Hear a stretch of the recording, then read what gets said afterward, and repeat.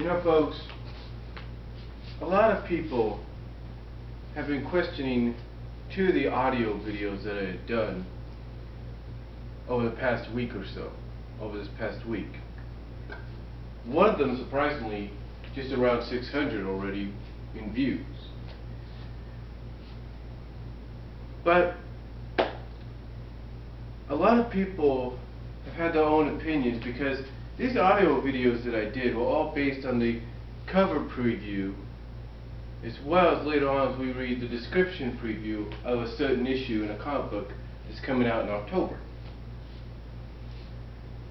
Now, a lot of people look at this cover and they read this description and they kind of get sort of a feeling that something good and bad, if not both, may happen.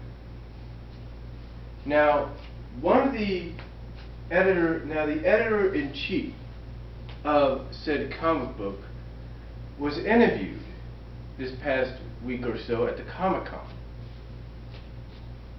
And he said that what happens to a certain character will satisfy, hopefully, in his mind, both sides of the spectrum. Because on one side you have a fan base and a side that wants the character completely dead. On the other side, you have a fan base that wants her completely alive, and in the middle you have a fan base that's like, hey, you know, it's up to you, we're cool either way you go. You know, we may be a little upset, but we'll understand. Or whatever. So, this person said, basically this editor-in-chief says it will satisfy both sides. But will it? See, a lot of people read that interview, and I posted a link on that interview, and I'll probably post a link here in my channel in the description box. But a lot of people look at that interview, they read that interview, and it kind of gives them sort of an idea of what may happen. Now, one of my subscribers, and one of my friends here on the YT, the Comic Reviewer 2, stated that he believes either A, the character may die, or one of the things he believes that he feels could make sense is if as it's being dubbed, the Genesis version of this character comes back and takes the bullet, or becomes, as he calls it, the meat shield for the Prime version of this character. But you see, there's a little illogic there. There's some illogicness there. You see, from what I have read and what other people have read, both the Genesis and Prime version of this character are the same character. Basically, if you read the issues, you kind of get the idea that they're starting to remember that something is not right. And that they're starting to regain very slowly their memories. So, that's one theory. Other theories that apparently Comic Reviewer 2 has mentioned, and some people may have also mentioned, is that the said character could end up in another dimension. You know, kind of like we've seen with other comic book characters. You know, other lead female or male comic book characters that for a few issues, if not a year or whatever, the character ends up in another dimension. Now, like I said, the editor-in-chief of this said no matter what happens to this character's story will not be over because it's just beginning. But what does the editor-in-chief mean by that? We don't know.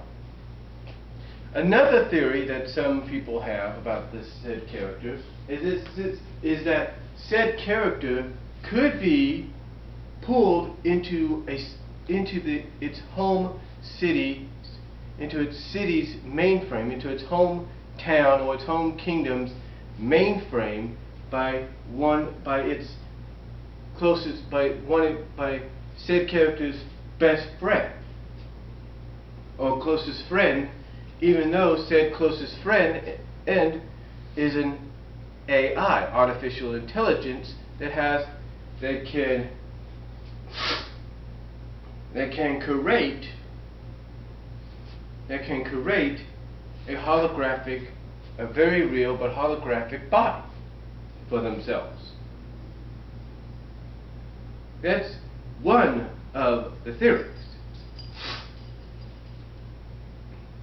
One of the theories, folks, that said character, according to some fans, could be pulled into the city's mainframe in which they live by their artificial intelligence friend and kind of be one with them. Other theories is that said character could be close to death's door, and the AI friend of theirs uses so-called nanites, or whatever they control, to help repair them. Or said character, as some put it, creates a shield over, or the AI friend, or the said AI creates a shield over said character, just like they did back in the 177th issue, so that the character can be protected from anything and sort of be, for a temporary time, almost invulnerable and super. And speaking of super, some feel that that's what said character is going to become for this issue, become the super version. Another version, another theory, is that said character is protected not just by a shield, but is saved by having said AI friend somehow sacrifice themselves for their friend. And one other theory is that said AI friend creates a holographic version of said character so that it looks like said character was shot.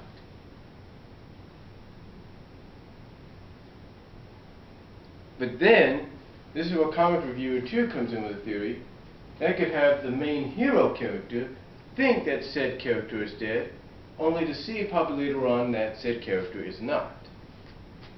But then my theory, from looking at this cover, comes into play, and believe it or not, there have been many that have actually agreed that this could actually be reasonable, especially according to one person that recently said, by reading the interview, said interview with the editor-in-chief, that this theory of mine is very possible because of what they, like I said, what they read in said interview. And my theory is said character merges with their AI friend to become one.